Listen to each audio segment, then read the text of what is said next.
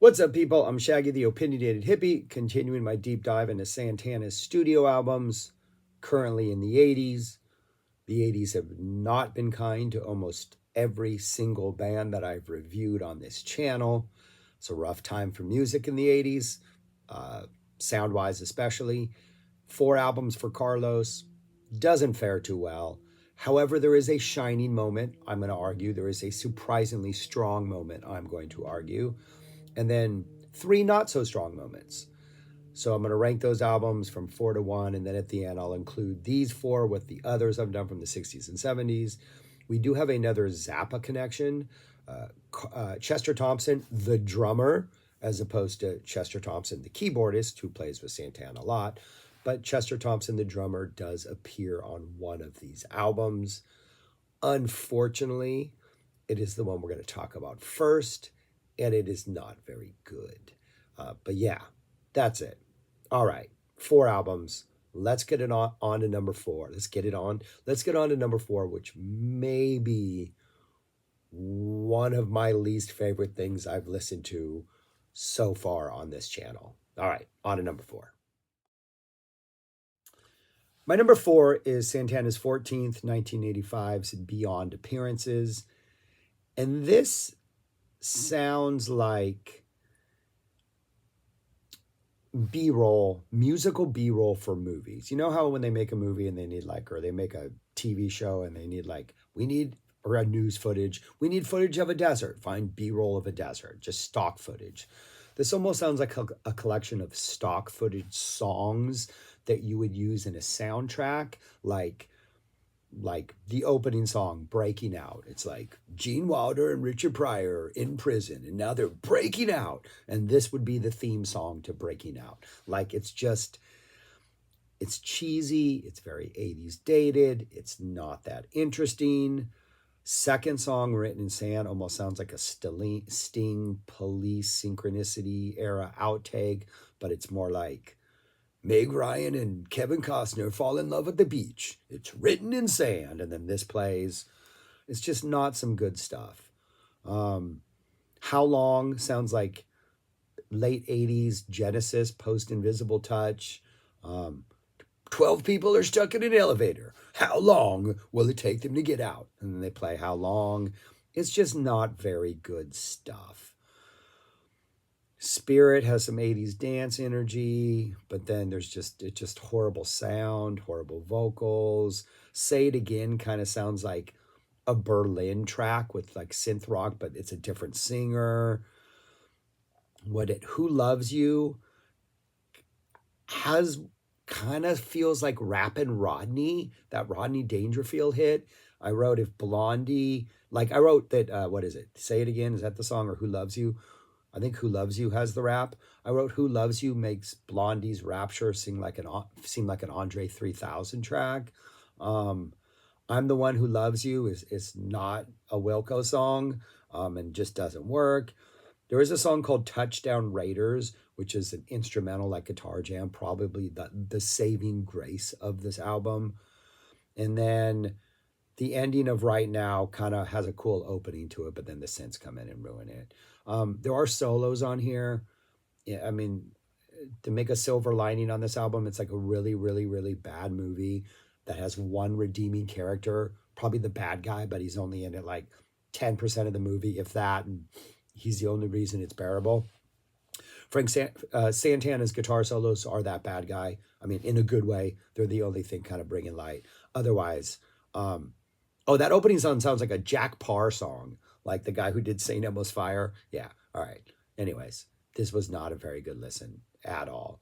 But if you're making a movie and you need a song for your soundtrack, and it's an 80s theme movie, go to this album. It might be good. My number 4, Beyond Appearances. My number 3 is his 15th, 1987's Freedom. This is a slightly better movie than Beyond Appearances, with a slightly more redeeming single character that shows up maybe 20% of the time. That character still being Santana's guitar playing. Otherwise, it's a pretty rough sounding. It's horribly 80s sound. The opening song, Veracruz, has this Come on, baby, don't come on, baby, don't. Sounds like Sweet Home Chicago, but it's not Sweet Home Chicago, unfortunately. Um, there's just not a lot on here that's interesting. There's an instrumental called Love Is You that's definitely probably one of the more interesting things on here. It's a little more low key. The 80s sounds aren't as egregious. The song Deeper, Dig Deeper, it's maybe a live track or they simulate it being a live track. It's got a really funky Hendrix guitar vibe for a while, but then it's kind of overwhelmed by the really bad 80s sound and just less than stellar writing.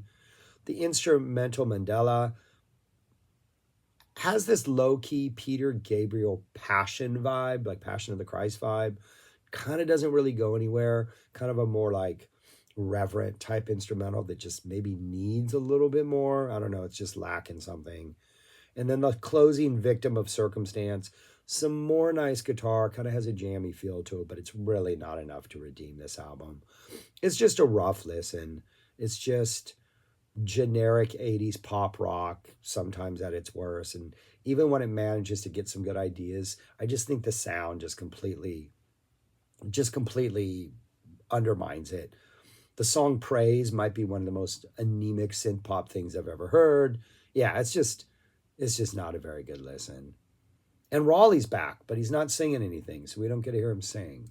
But he is on keyboards and synthesizers, but no organ. Like there's a distinctive lack of organ. Like I'm thinking there's a direct correlation between the success of Santana albums and the how much organ is on that album. I think Santana balancing his sound out, his guitar playing with some really, really healthy organ, and then the Latin percussion is one of the greatest things ever. We're missing that here. This is not a good listen. I don't recommend it, but it's much better than Beyond Appearances. Does not sound like a movie soundtrack of a bad movie and a bad soundtrack. That's my number 3, Freedom. My number 2 is his 13th, 1982's Shango. Sorry if I'm mispronouncing that. A better album than the previous two on this list. The songs are not as bad. The highlights are Carlos Santana's guitar solos. This might be like a not that horrible movie that has its moments, but it still has that one stellar villain that makes it better. It's got the hit song "Hold On," which I always forget is Santana, and every time I hear it, I'm like, oh, I kind of like this song. It was kind of big in my junior high. We listened to this radio station. This is going to come up for the next album too. That came out of Mexico called the Mighty 690. It was an AM radio station in Southern California.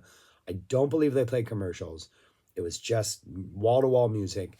3 songs I 100% know they played endlessly. Wall of Voodoo's Mexican Radio, of course, Blondie's Rapture, and what I did not know was the Santana song, Winning, which is going to be on the next album on this list, which I absolutely love. Absolutely love Hold On To. Just a great pop song. Lifts this album up a little more just having that. The opening song, The Nile, kind of evokes a slightly, desert Egyptian vibe. It's kind of got a cool, kind of low-key vibe. It's not a bad start. Goes into the pop song of Hold On.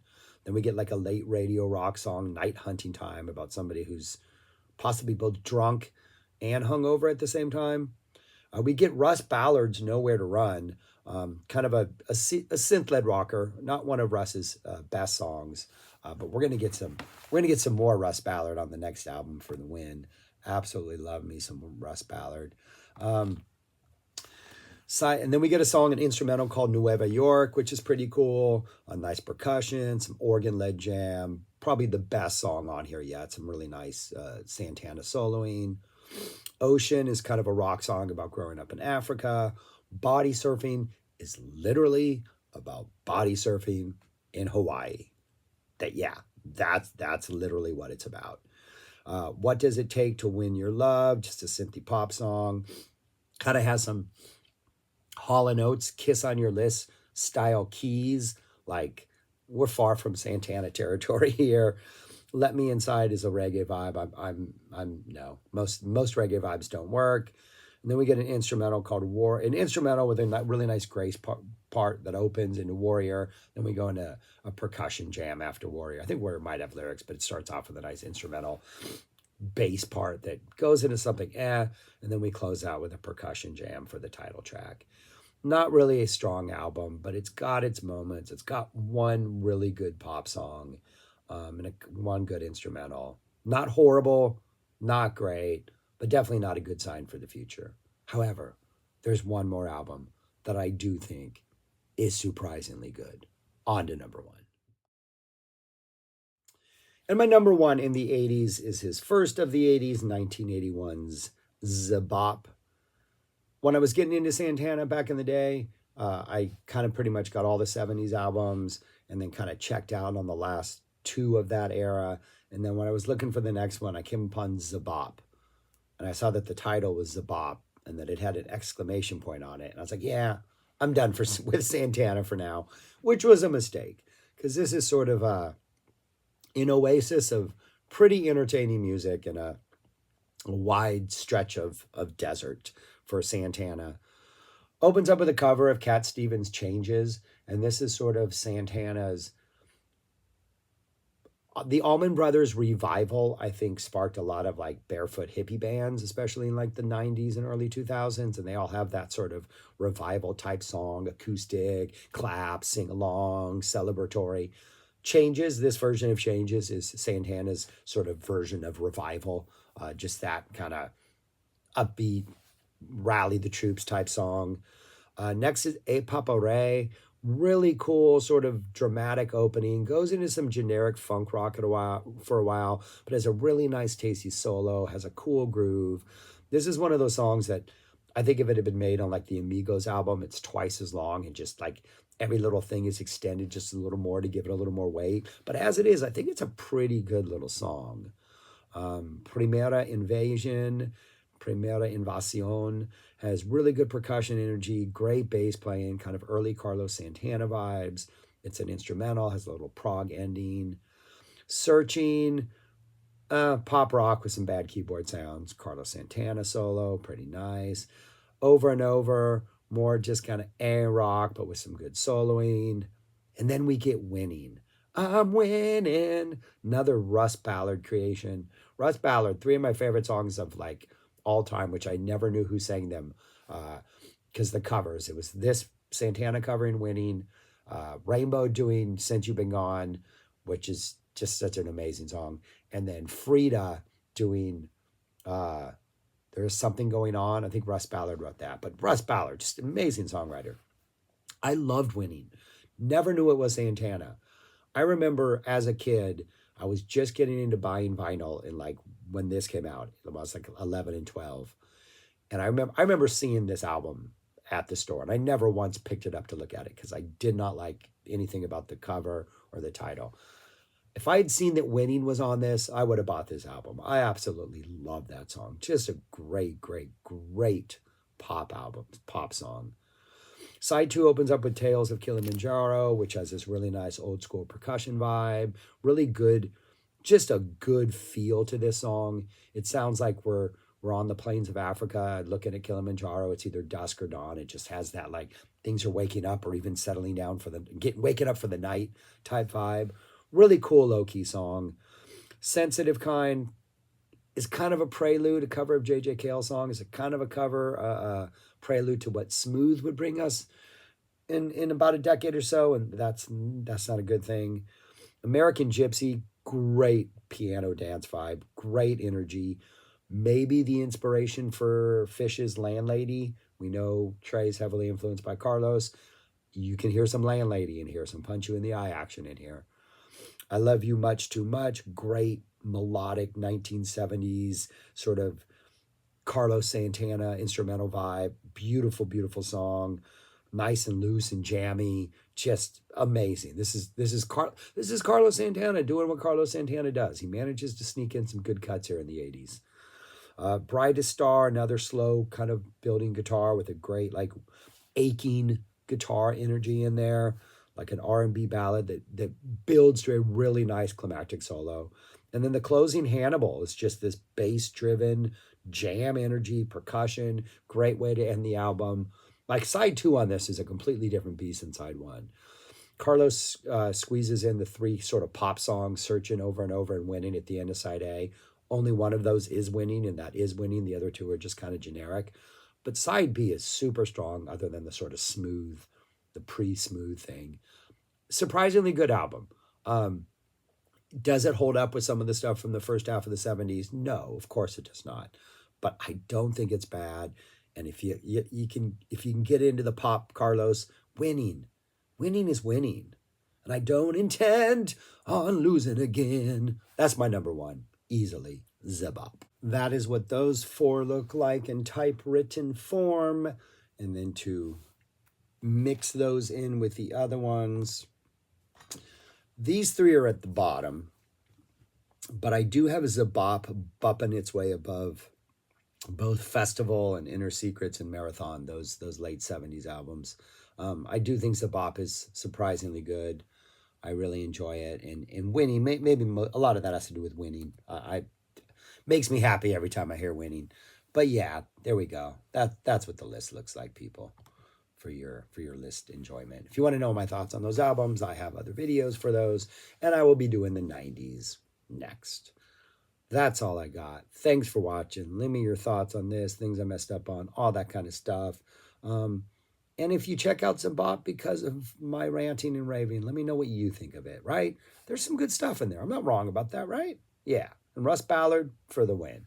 All right. I'm done. Peace. Talk to you later.